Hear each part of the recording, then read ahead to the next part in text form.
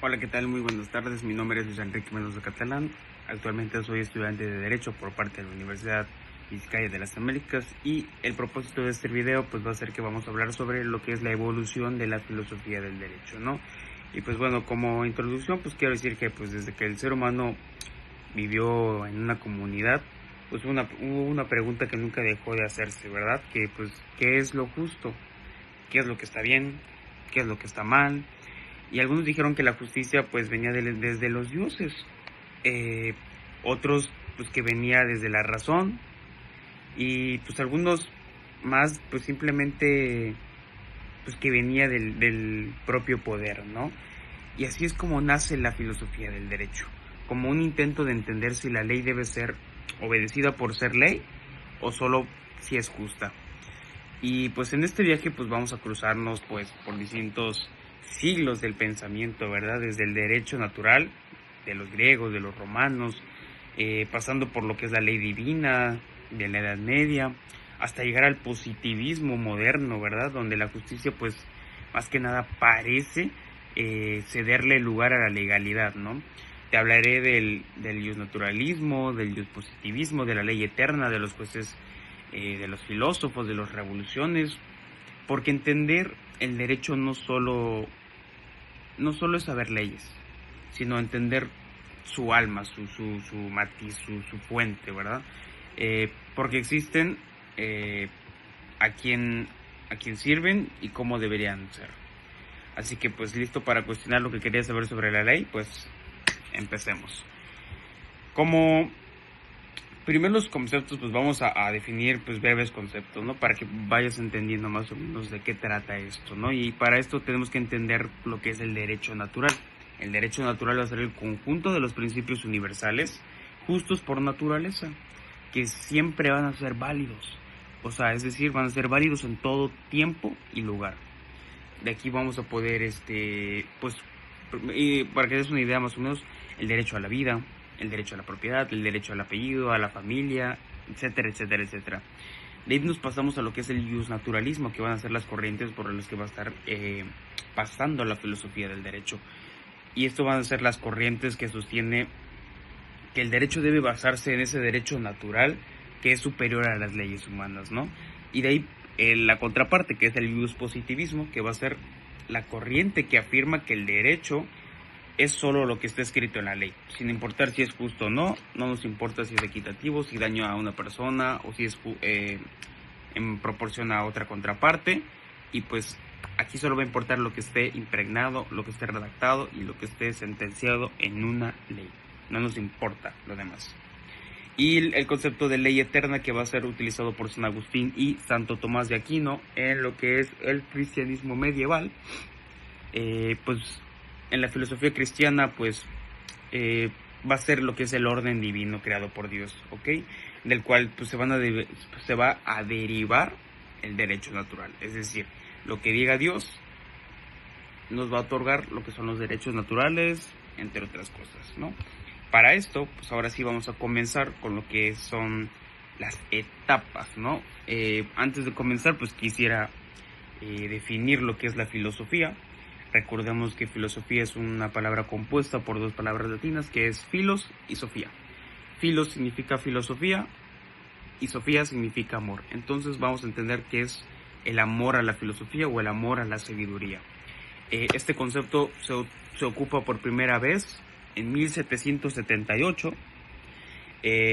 por Gustavo van Hugo, que es un filósofo y sociólogo alemán, y pues prácticamente lo utiliza en una de sus obras, ¿verdad?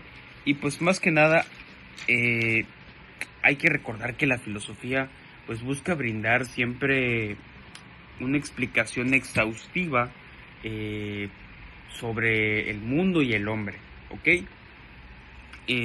Sobre todo de las actividades humanas, porque esto siempre va a buscar la verdad, y sobre todo va a estar lo más actualizada con base al conocimiento, el último conocimiento y la síntesis de todas las verdades absolutas más completas posibles. A diferencia de la ciencia, porque en este trance se diferencia lo que es ciencia de filosofía. porque la ciencia va a ser un poco más explicativa, ¿no? Va a ser un poquito más de investigación exclusivamente de lo que es, da una explicación parcial de lo que, pues de lo que existe, y siempre busca las verdades aisladas en relación, pues con los aspectos especiales de lo real, prácticamente, ¿no? Esta es la gran diferencia que tenemos con la filosofía. Ahora sí nos remontamos a lo que es la edad antigua, y aquí vamos a entender pues que la corriente dominante pues va a ser el naturalismo clásico. Te vas a preguntar qué es el naturalismo clásico, pues no te me quiebres la cabeza porque aquí te lo voy a definir.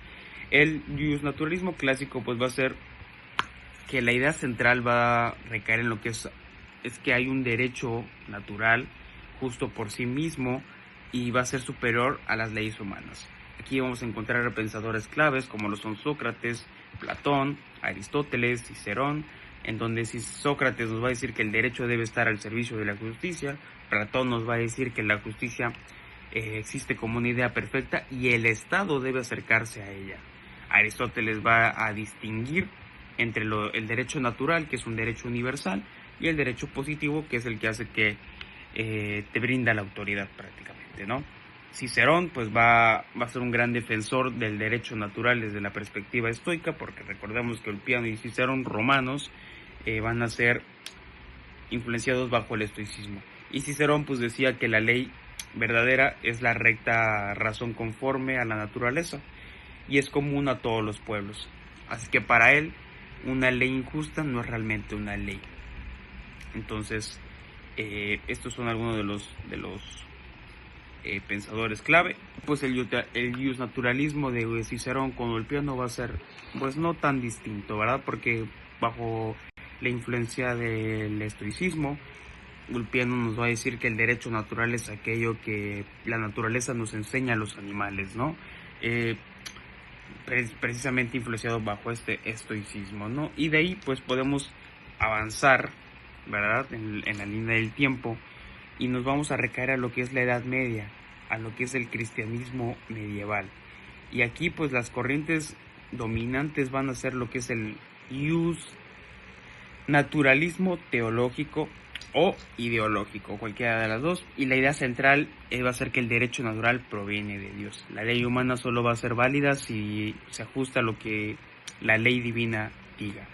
Y es aquí donde encontramos el concepto de ley eterna que les había definido anteriormente, y vamos a encontrar a dos grandes personajes que van a ser San Agustín y Santo Tomás de Aquino, donde San Agustín nos dice que una ley injusta prácticamente no es ley. Y Santo Tomás de Aquino nos va a decir que el derecho natural se basa en la razón y siempre va a estar subordinada a la ley eterna de Dios. Aquí vamos a recordar que los cristianos son conquistados por romanos, y pues aquí vamos a encontrar las adaptaciones filosóficas de los romanos provenientes del Corpus Iuris Civilius. Ulpiano va a comparar el Corpus Iuris Civilius con el Ius Naturae y el Ius Personae, que prácticamente va a ser lo que es actualmente lo que conocemos como el derecho natural, el derecho internacional y el derecho civil. Aquí vamos a agregar a la razón la relevancia divina. Santo Tomás de Aquino recoge el pensamiento de Cicerón y pues agrega el derecho canónico, ¿verdad? Que sirve como una finalidad espiritual y moral que va a crear el Corpus Juris o el decreto de Graciano, ¿no? Y pues aquí lo que podemos recabar después va a ser que nos vamos a pasar a la Edad Moderna, en el siglo XVI al XVIII más o menos, en donde la corriente va a ser el naturalismo racionalista, aquí se va, laico sobre todo, aquí se va a buscar de desmembrar, de desligar, de desconectar lo que es la iglesia o la religión con el derecho. Entonces aquí la idea central pues va a ser que existen derechos naturales como lo son la vida, la libertad, la propiedad, el derecho a un nombre, a una familia, a un apellido, a un sexo, a una identidad, y el Estado debe protegerlos y de hacerlos garantizar. Por eso hay pensadores como Hobbes, como Lux, como Rousseau, que nos dice que el Estado evita el caos prácticamente, y el derecho es una voluntad del soberano. Más que nada es un germen del positivismo.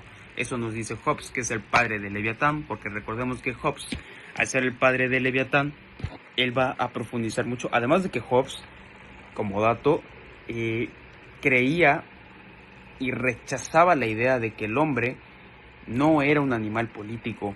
Entonces Hobbes va a difundir lo que es el positivismo, ¿verdad? Porque va a dotarnos de las pasiones y las va a relacionar con el poder, que eso a su vez asemeja lo que es el Estado, y pues prácticamente al Estado lo va a representar como un monstruo marino, que es el Leviatán. Y pues no por nada se le conoce como el padre del racionalismo, el creador del Leviatán. Y pues el derecho natural, él va a decir que no son unas normas, que son inherentes, ya naces con ellos, o sea, no tienen que nada que ver con lo positivo, y por eso es uno de los mejores filósofos de esta época, además de su relación con lo justo y lo injusto. Y pues nos va a decir que precisamente el Estado siempre va a buscar evitar el caos. Por contrario, John Locke, el británico, nos va a decir que de los derechos naturales del individuo, el gobierno los debe de garantizar, ejecutar y hacer valer. Y Jacques Rousseau nos va a decir que en el contrato social el derecho va a reflejar la voluntad general. Y ahí, haciendo una particularidad sobre todo con Rousseau, es que Rousseau, precisamente su aportación más grande va a ser el contrato social, porque él plantea la existencia de la humanidad asocial, idílica, en el que pues considera que la corrupción va unida a la sociedad, ¿ok? La cual se organiza mediante precisamente estos contratos sociales. Entonces es una de las mayores aportaciones en cuanto a derecho para su época, o sea, es bastante radical. Y de ahí nos podemos pasar a lo que es la Ilustración y el liberalismo de los siglos XVIII al XIX, donde las corrientes van a ser lo que es el naturalismo ilustrado, y las primeras ideas del positivismo, para que te des una idea más o menos, ¿no?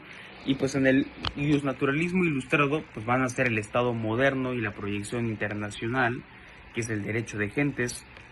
Y pues aquí una de las características va a ser la centralidad del hombre. Pues el derecho natural se va a desligar ya por completo del cristianismo. Y pues en el naturalismo laico, Hugo Grocio expresa que pues existiría, aunque no existiera un Dios, o pues no se equipara o no se ocupara de los hombres, ¿no? Aquí pues aparte de Grocio va a haber pensadores como Montesquieu, que nos va a aportar con la división de los tres poderes, Kant con el derecho que garantiza la libertad bajo las leyes universales, y pues que no se nos olvide que las ideas claves de este movimiento y del naturalismo ilustrado pues va a ser que la ley debe ser racional, universal y proteger y garantizar la libertad. Aquí se va a comenzar la separación entre el derecho y lo moral prácticamente. Esa es una de las características principales de lo que es esta etapa. Como quinta etapa tenemos a lo que es el siglo XIX con el positivismo jurídico. Y pues la corriente va a ser el ius positivismo, que la idea central pues va a recabar lo que es el derecho en un sistema normativo creado por el Estado, donde no importa si es justo, solo si es válido. O sea, ¿qué quiere decir? Que si estamos viendo que están violando los derechos de alguien, o un servidor público alimenta sobre los derechos de algún ciudadano, pero no está estipulada una ley, no, sea justo o injusto, no importa, si no está válido o estipulado en alguna ley, código, reglamento o constitución, simplemente no es válido. Y aquí tenemos a pensadores más modernos como lo son Jeremy Bentham, en donde tenemos él nos va a aportar el utilitarismo y la codificación del derecho. John Austin con el derecho, pues que el derecho va a ser el mandato del soberano. Y Hans Kelsen, que nos va a aportar sobre la teoría pura del derecho. debido a que el derecho es un sistema de normas únicamente jerarquizadas y uno de los primeros conceptos de lo que es el derecho propiamente, ¿no? Así como en el siglo XX, donde las nuevas corrientes o las corrientes importantes van a ser el realismo jurídico, en donde aquí ya va a cambiar la percepción con un mejor estado de derecho y pues el derecho prácticamente real, pues van a nacer o lo hacen los jueces, ¿no? Aquí vamos a tener como a Oliver Holmes, Carl Jellewin, y otra de las importantes corrientes va a ser el derecho libre. Nos va a decir que el juez debe de interpretar con base a la equidad y los derechos humanos, como Eugen Ehrlich y la otra va a ser la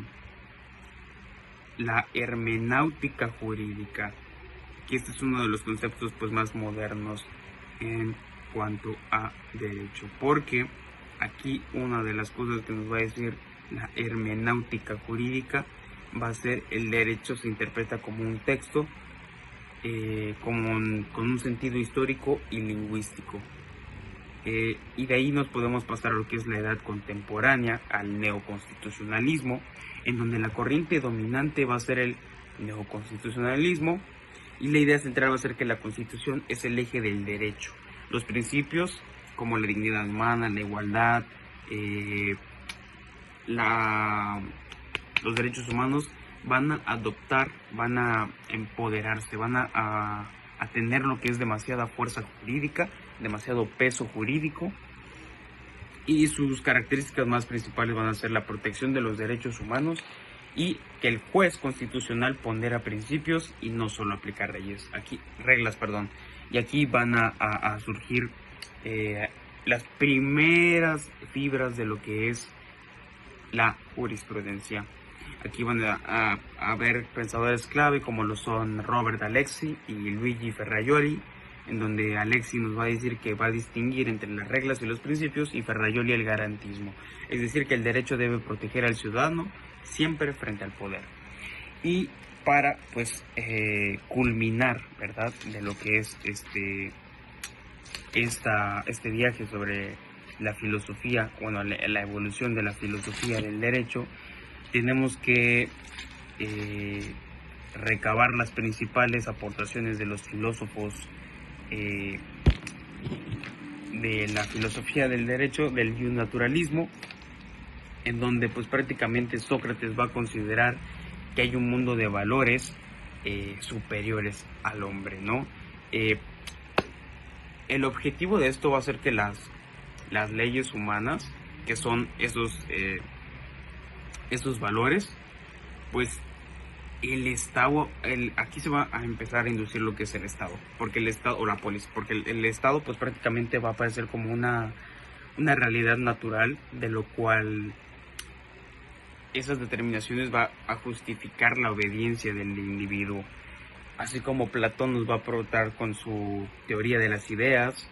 Aristóteles va a dividir lo que es la justicia en lo que él lo llama una ley particular, que es la ley de la polis o la ley y la ley común.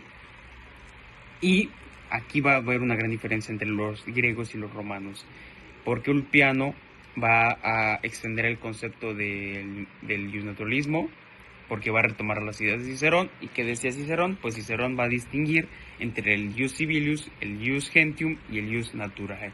Su pensamiento se resume en su objetivismo jurídico prácticamente. Su estoicismo inducido, al igual que Ulpiano, pues su apuesta en la naturaleza como un fundamento del derecho prácticamente. Y nos pasamos a lo que es las aportaciones del cristianismo medieval. Pues aquí San Agustín va a agarrar el concepto de ley eterna, que va a pasar por un filtro racional del hombre, en donde es la ley natural prácticamente.